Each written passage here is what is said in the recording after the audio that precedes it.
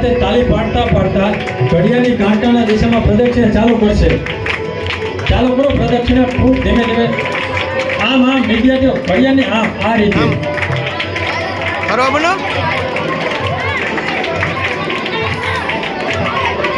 તમારા મા બાપની પ્રદક્ષિણા એક તાલ સાથે તાળી પાડો વિદ્યાર્થીઓ, દરેક વિદ્યાર્થીઓ।